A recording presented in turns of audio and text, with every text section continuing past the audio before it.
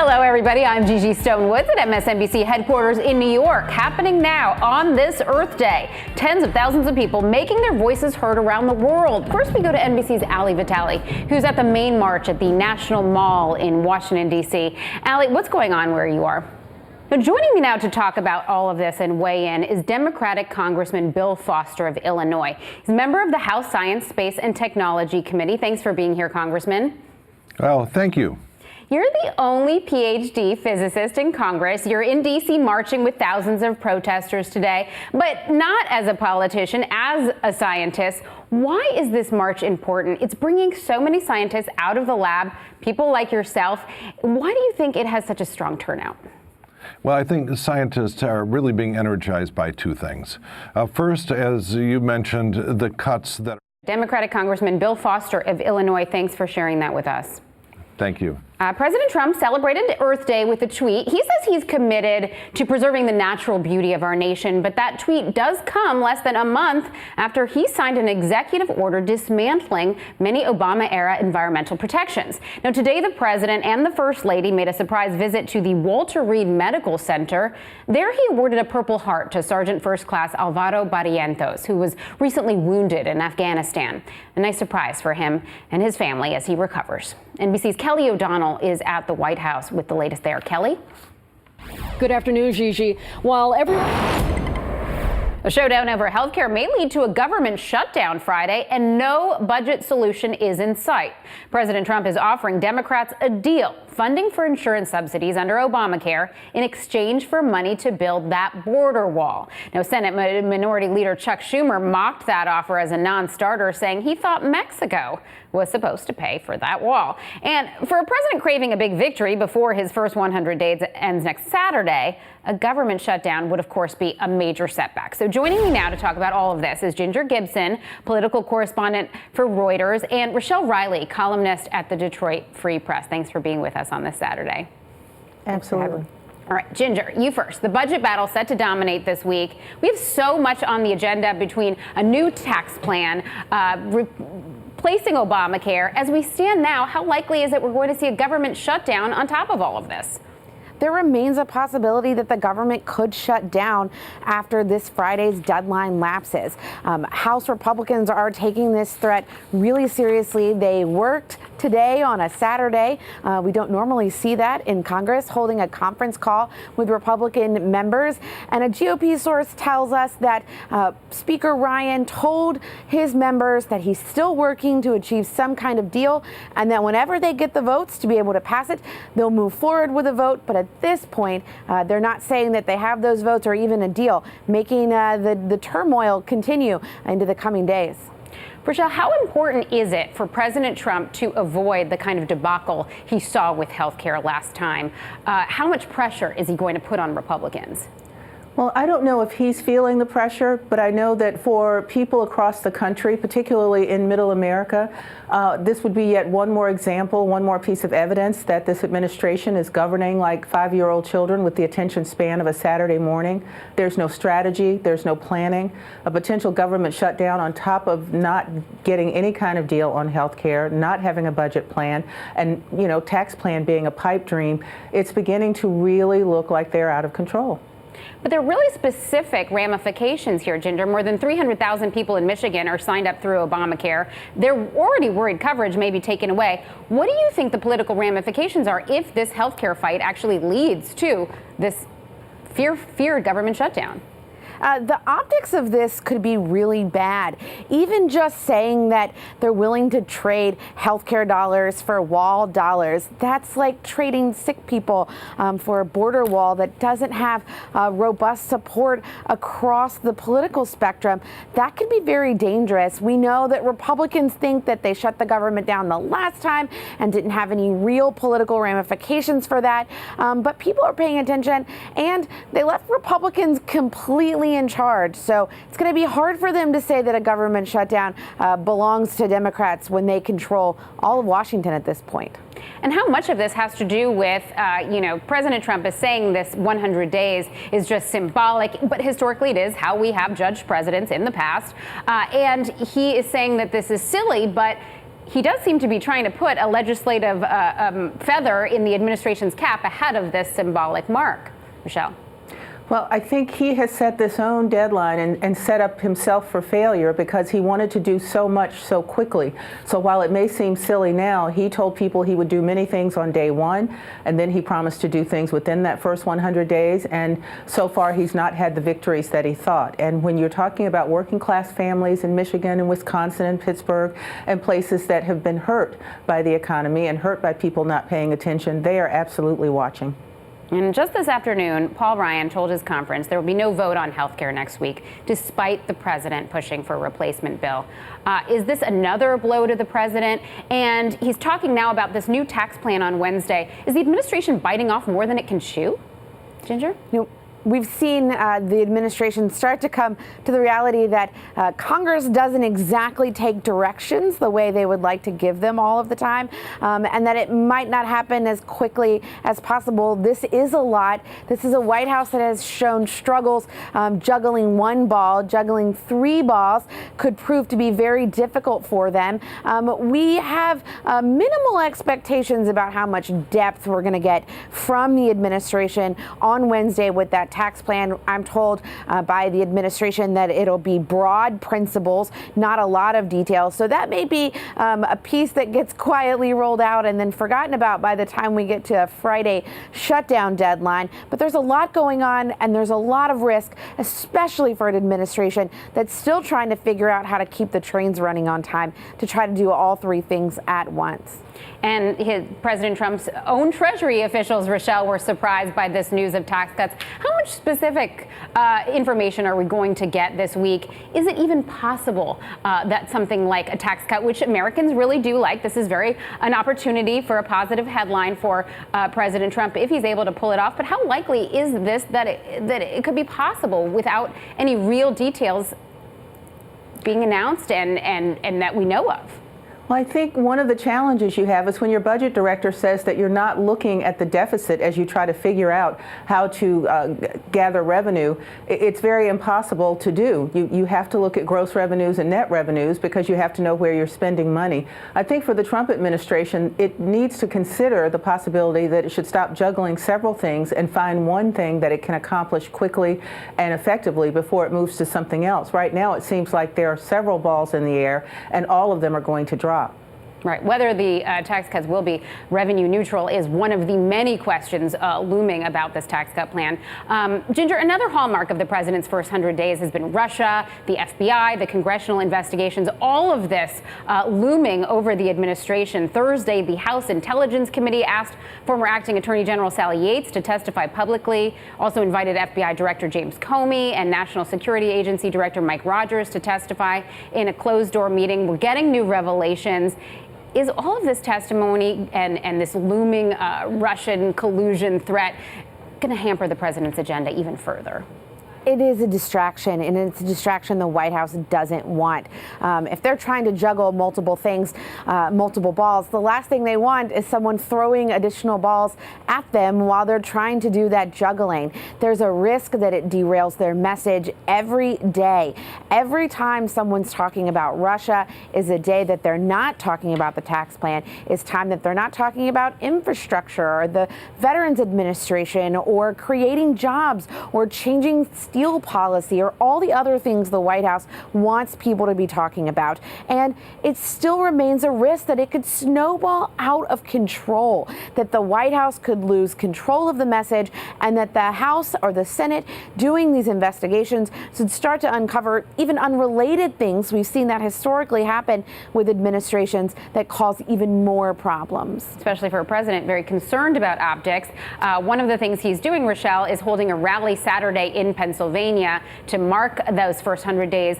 What achievements will he be able to give to his supporters, considering we have a lot of executive orders, Supreme Court pick, but not a lot of legislative successes? Well, he's proven in the past that with these rallies, he can keep his supporters' attention away from other things. In this case, it's the White House Correspondents' Dinner. But it also means they're not talking about the budget. They're not talking about health care. They're not talking about Russiagate.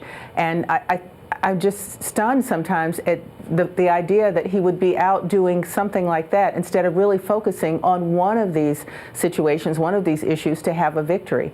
I think while he's having a rally with supporters, he should be trying to figure out how to fill some of the ambassadorships in 50 countries because the State Department is in a mess. And then he's got attorneys general that he has to pick, and that's not done. So it's almost like there's no real work going on while they're trying to pretend at work. And if you had one word to describe this White House, it would be chaos.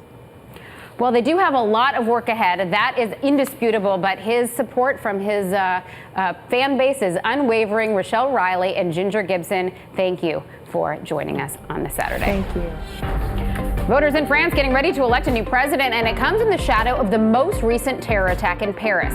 Could that help the far-right candidate who's been compared to Donald Trump? We'll see in a minute. Chilling new video from the Paris shooting attack that killed a police officer. Firing हो गई बेटा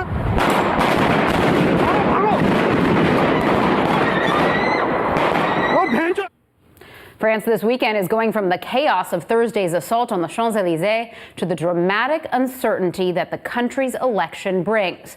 Thousands of police and soldiers are on patrol with the first round of presidential voting tomorrow after the shooting by a man carrying a note supporting ISIS. Now, this latest terror in Paris could help put Marine Le Pen in office, the far-right candidate known for her hardline on Muslims and immigrants. She wants France to leave the EU and drop the euro, and she is skeptical of NATO.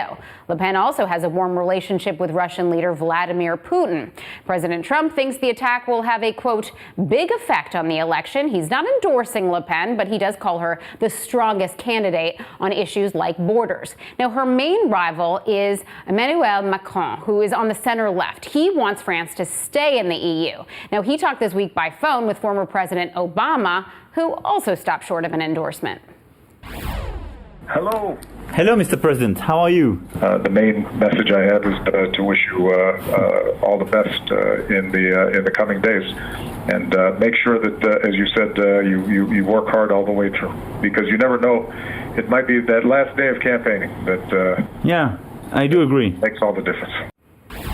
With us from Paris, MSNBC contributor Christopher Dickey, world news editor for The Daily Beast. Thanks for being with us, Chris. My pleasure, Gigi.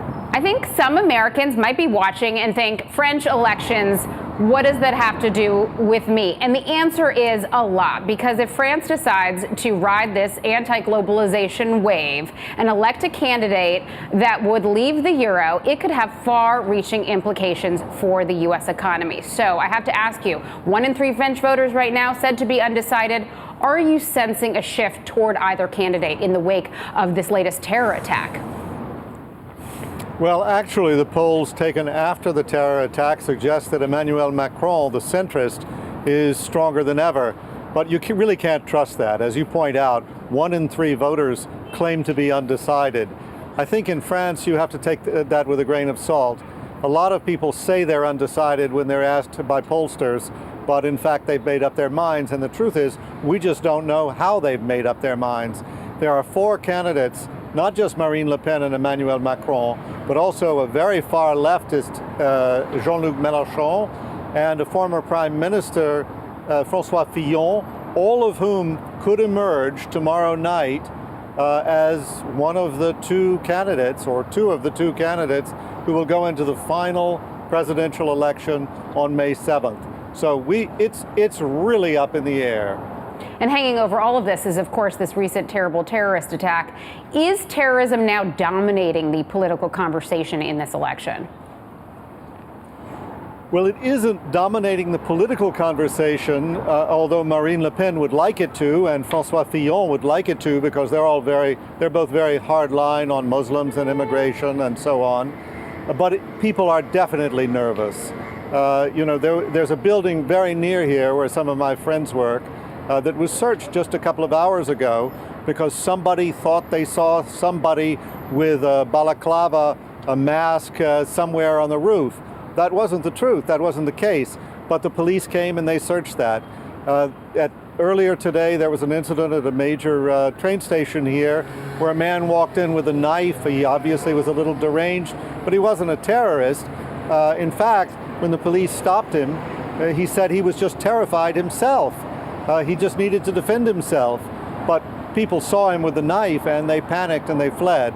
So I would say people are very, very nervous. It sounds like there's a lot of anxiety in that city.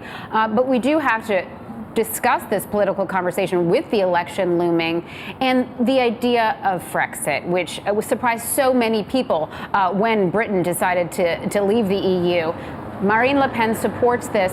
Where do the French stand from your conversations on this idea of leaving the European Union? Well, you know, I've been following Marine Le Pen for a long time, and she's very articulate on this. She says if you look at history, whenever Europeans have had a chance to vote in a referendum about European unity, more Europe, more EU, they voted against it. And the classic case here was in 2005. There was a European constitution that had been written very much by the French. A former French president, Valéry Giscard d'Estaing, had been the head of the drafting committee, and the French voted it down. They voted against it. And it was only after the governments got together that they were able to pass the Lisbon Treaty and move ahead with the European Union. So she looks to that, and I think a lot of people should look to that and say, if she holds a referendum right after she's elected, if that happens, she can probably count on a very skeptical vote here in France. And if that happens, then one of the two core countries in the European Union will withdraw, which would be the end of it. And if that happens, we can also see NATO weakening dramatically. And if that happens, we see the whole European sphere opened up to Russian, how shall I say, ambitions, both economically and territorially. So is it an apocalyptic vision? Yeah, actually it is. Well, you do speak of Russia, and Le Pen has this close friendship with Vladimir Putin. Is this going to help or hurt her? Because we have seen President Trump's relations with Putin sour quite quickly. Yes, but there's a lot of inbuilt anti-Americanism. Well, the French are very funny when it comes to the United States, and that reflects their attitudes toward Russia. The attitude of 3 of the 4 leading candidates toward Russia is very favorable. Fillon, Le Pen, and Mélenchon. Mélenchon has even talked about renegotiating the borders of Europe with Russia. So she's not an outlier on that one. Actually, it's Macron, the centrist, with Obama's support, who looks like he's very different from the rest of the field. But we'll see how that plays out. The fact is, Putin, Russia, stands to be the very big winner of this election if we're talking about any of the 3 candidates winning except Macron. Well, an interesting election with far-reaching implications. Christopher Dickey in Paris, thanks. Thank you, Gigi. They may not be the first people you think of when it comes to angry protests in the street, but today scientists are actually demonstrating across the country against what they see as a war on facts. And I will be joined by one of the organizers of today's Earth Day marches. Stay with us. Rallies today across the country and around the world marking Earth Day with marches for science. Tens of thousands of people are out today, even in the rain, drawing attention to the need for more federal funding to government programs that support science research. Now, others are pushing back against lawmakers who ignore fact-based data when enacting policy. And joining me now is one of the organizers of today's march, marine biologist and conservation strategist, Ayanna Johnson. Thanks for being here. Thanks for having me. Why did you feel the need to organize this march? I was really concerned by what I was seeing in terms of policy. We were seeing scientists being censored and silenced. We were starting to see data sets disappear from government websites. Obviously, the funding, the threats of funding cuts were really concerning. EPA budget by 70%. And that's the funding that keeps our drinking water safe and our air clean and our food safe to eat. When you cut the budget of the National Institute of Health, that has real implications for our health and well-being. And it seemed like the problem was that the public didn't understand the value of science in our everyday lives, and that was a failing on the part of the scientific community. So one of the main goals of the March for Science in the long term is to make sure that we improve scientific outreach and communication, as well as the second being improving scientific literacy across the U.S. and the world by making sure that people have great opportunities to access really good scientific education. President Trump is taking notice of today's activities. He did tweet on this, at least today on Earth Day. He said, "We celebrate our beautiful forests, lakes, and land. We stand committed to preserving the natural beauty of our nation." So what's your reaction to this? Do you think that the president understands the need to science and climate change efforts? Is he celebrating Earth Day? I don't know. I wish I had a crystal ball. I mean, I can't read his mind, but certainly if what he wants to do is protect our rivers and streams and forests, then that takes us dedicated policy efforts. That means you have to fund the Environmental Protection Agency and the Department of Interior and the Fish and Wildlife Service and NOAA, because those are the agencies that do that really important work. All right. Well, on the campaign trail, President Trump criticized Barack Obama for the landmark Paris Climate Accord to curb greenhouse emissions. And so far, Trump hasn't said what his administration is going to do. If you could speak directly to the president, you can't read his mind, but you can talk to him. What would you say? I would say the science is settled. Climate change is real, and the question is only what are we going to do about it?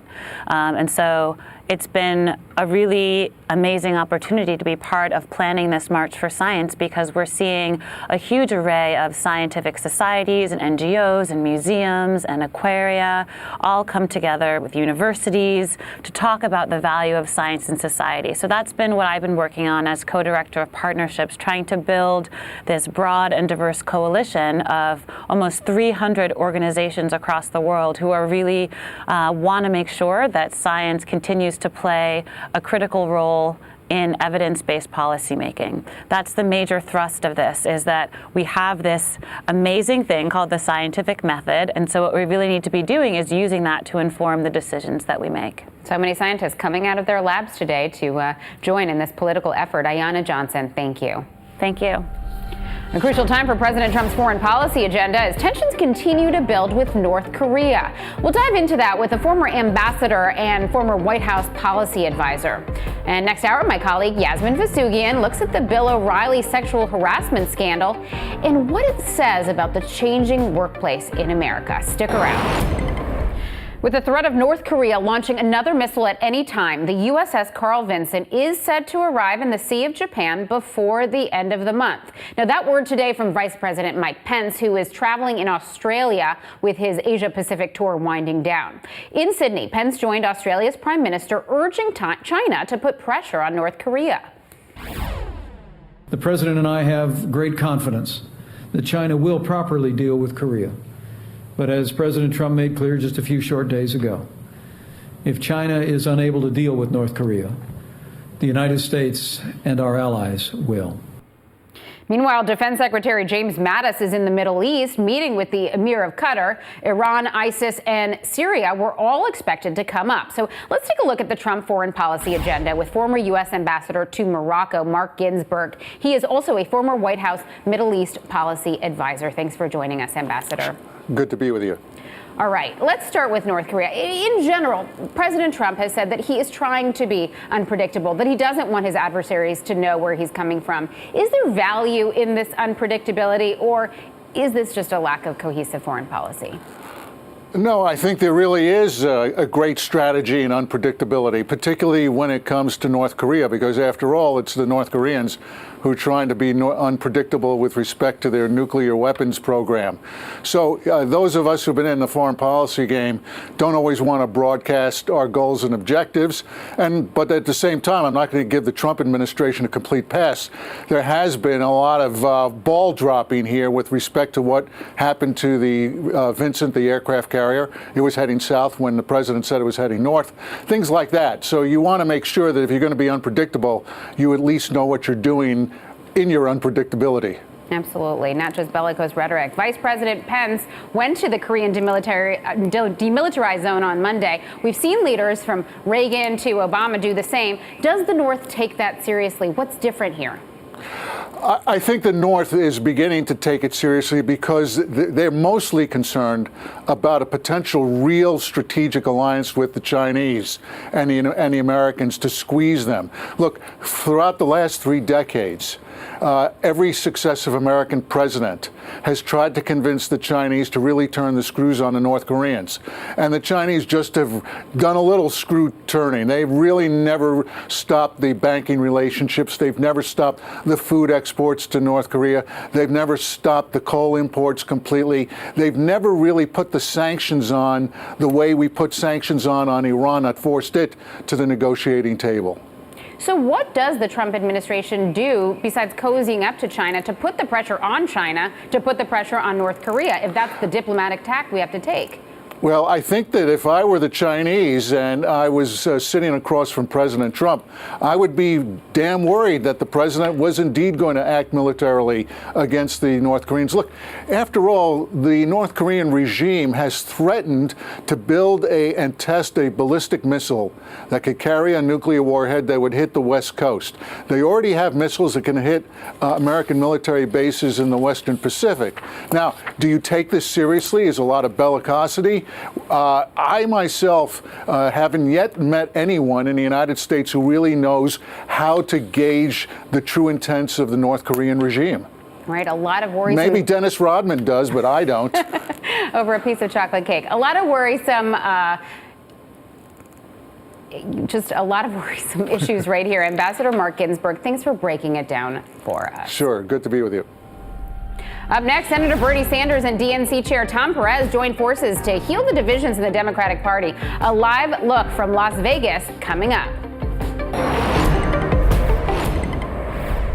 DNC Chair Tom Perez and Senator Bernie Sanders teamed up for their Come Together Fight Back tour. They started in Maine, and the last stop was Las Vegas. Sanders and Perez hoping to energize their Democratic base against President Donald Trump and the GOP party. Now, the tour consisted of visiting 7 red states that the Democrats lost in the 2016 election and 2 purple states Democrats won in 2012 and 2016. Now, the duo addressed key policy issues on the tour, such as health care, immigration reform, and equal pay for women. NBC's Alex Seitz-Wald is in Las Vegas and joins us live. Alex, what are you hearing? Well, the tour has just wrapped, as you said, and after this week, I think we can say it was a mixed success. I mean, they had Bernie Sanders and Tom Perez out here, 2 guys who have in the past been on opposite sides of the DNC chair race. Bernie Sanders backed a different candidate, Keith Ellison, but the fact that he came out here a year and a half after fighting a tough primary battle against Hillary Clinton, in which he accused the DNC of meddling with the process, and the fact that Tom Perez invited him out here, I think shows the direction that the party is trying to head in. And Tom Perez took some venting from some people, took some frustration, but he wanted to kind of come out and put a down payment on reaching out to this side of the party that will at least hopefully buy some trust, and then maybe down the road fully unify the party at the end. But I think everyone is happy that this tour is over who was involved in it. It's supposed to be a unity tour. Does it highlight some of the divisions within the Democratic Party, though? Yeah, it certainly did. I mean, there was a bit of a controversy early in the week when Bernie Sanders declined to say that John Ossoff, who's the candidate in that Georgia congressional election, is a progressive. And then there was also a separate controversy when he campaigned for a mayoral candidate in Omaha, Nebraska, who has a mixed record on abortion. That caught some flack from pro-choice groups. But, again, this is a party that lost. And when you win elections, the party looks very happy and everyone gets together. And when you lose, that's not the case. So it's going to take a lot of work, and I think this was the beginning of a process, and maybe after this week, they'll see that it will take a little bit longer than they had initially hoped. NBC's Alex Seitz-Wald, thank you. Let's continue now with a look at the Democrats. The fractures deep within that party are a little harder to ignore today. And joining us now is conservative commentator Kirsten Haglund and David Burstein, CEO of Run for America, an organization devoted to bringing a new generation of voters and candidates into the system. Thanks for being here. Speaking of bringing in this new Democratic Party, the new voices, we've got Bernie Sanders up there, who's like the most mobilizing figure in the Democratic Party, even though he's registered as an independent. But don't we need to see some new blood to bring the Democratic Party together? I think that's absolutely right. I mean, look, the Democratic Party not only lost, but right now they are a rudderless ship. No one can even tell you who the leader of the Democratic Party is. It's not Bernie Sanders. It's not Tom Perez. The real people, the real energy in the Democratic Party are hundreds of thousands of people across this country. You see them marching today. You saw them marching, all year, who are are activists, and those are the people actually leading the party. And a lot of those people need to start channeling their efforts away from protests, which may continue to draw attention, but not actually change anything, and actually stepping up to run. There's more energy, and we see it every day at Run for America, in people who actually want to step up and serve their country. We need to actually start seeing more of those people step up to the plate, because the Democratic Party needs it badly. It's not going to be solved by either Bernie Sanders or by another generation of people who've been in the system for too long. The world has changed too much. The landscape has really changed in a really meaningful way, and the Democratic Party needs to start listening to that and understanding that, and spend more time actually talking to those people. And hopefully this tour is the beginning of that, but clearly they got a long way to go. Both parties are very fractured right now, Kirsten. What does the Democratic Party need to do to bring itself together? The Republican Party need to do to bring itself together. There are a lot of different voices out there fighting. There are, and it's interesting the difference between how the parties look in Washington versus how they look on the ground. Because in Washington, the Democrats are very united right now against Donald Trump. Unfortunately, they don't really have any other suggestions about how they want to move forward. It's just this opposition because they're being pushed by these liberal activist groups like David describes. Republicans, though, too, are fighting their own battles. You've got this division that we're seeing play itself out with healthcare right now between the House Freedom Caucus and those that are a little bit more moderate. And as we've seen over the last couple of weeks, as these members go home to their districts, where maybe there are 23 House members where Hillary won their district, but they're moderate Republicans having to figure out how to deal with these two very passionate sides of the aisle, people who very passionately dislike Donald Trump and those who absolutely love him. So these members are, especially the ones in swing states, are trying to find that delicate balance right now. And at the end of the day, they not only need to run, these Democrats or Republicans too, but Democrats need to get out and vote, because that's why Trump won and they didn't show up at the polls. Democrats also need to start actually having a vision. All we have heard for the past 6 months now is why Donald Trump is the worst. The same stuff that, frankly, they said for 18 months and failed. Same things Republicans did with Obama. And so the Democrats are falling into the same trap the Republicans fell into under Obama, of saying no to everything, opposing everything, and really they're playing the entire game on Trump's turf. Congress has so much to do this week. They're coming back from this recess. They are going to deal with this new tax plan that's going to be announced Wednesday, potentially. Healthcare reform again, and they want to avoid another debacle. And of course, the biggest looming threat, this government shutdown that could happen as early as Friday. Are they biting off more than they can chew, the administration? How is all of this going to happen? Well, with the budget showdown, you actually might see some unique bipartisanship here because of the fact that they didn't have the win. Republicans didn't have the win on healthcare that they wanted, and they know that tax reform is looming. They don't want to shut down the government. It would look very bad for the GOP, and they really would have no one else to blame because they are in power in the House, Senate, and the White House. So that's partial good news. With the healthcare bill, it'll be interesting to see if Ryan can bring these two factions, as I described earlier, together, because they've got something for both, right? They've got red meat for both. You've got the essential health benefits, which are going to stay intact. However, this state waiver. So the good news would be that it passes in the House and then it goes to the Senate, where you'll see some more debate. The bill will change a little bit more, and they can at least show something that's in progress. So the compromise between the two House factions might happen this week. None of this is going to matter if they don't have the votes. And this is what's so astounding about this, is that this is a unified Congress that we're looking at, and they still can't manage to avoid a debacle. So we will see what happens in the week ahead. Kirsten Hagland and David Burstein, thank you so much for joining us. Thank you. That about wraps it up for this hour on MSNBC. I'm Gigi Stonewoods. Stay with us for much more news. In our next hour, my colleague Yasmin Vasugian picks things up right after the break, including the very latest on global marches taking place today on Earth Day in support of science.